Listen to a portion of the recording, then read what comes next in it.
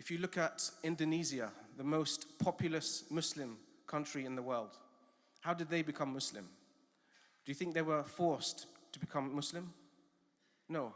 Traders from China, from India, from Arabia, they all came with Islam. And the locals were so impressed with their conduct, their morals, and their practice of Islam that they adopted it for themselves. It was a natural conclusion. The companions of the Prophet ﷺ, they themselves were converts to Islam. Most of them were converts to Islam. And we know them as the best generation to ever exist.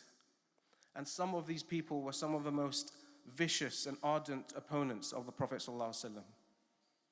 So on one hand, you have a very small minority of Muslims who have no interest in contributing to society. And on the other hand, you have groups who think that Islam and Muslims are the problem, and they want to make life as difficult as possible for us. And then there's everyone else in the middle. So where do we fit into this equation? You know, our deen is not just rituals of salah, of zakah, of sawm, of hajj.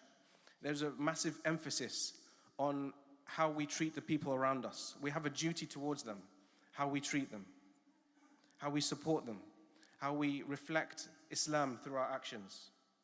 So we genuinely should care and should have empathy for these people. So what do we do? What do we need to do to fulfill our duty to the rest of the community? First thing, look at your own life. Look at the people you're interacting with, whatever job or whatever field of work you're in. How are you conducting yourself? Am I someone reliable? Am I working to the best of my ability? Am I honest? Am I friendly and approachable? Am I principled? Or am I lazy? Do I cheat others? Do I overcharge for things? Do I use foul language? Am I unreliable?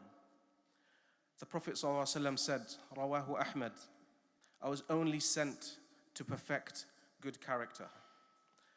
So what would the people out there think about you? And by extension, all Muslims, because unfortunately that's how people operate. They paint everyone with the same brush.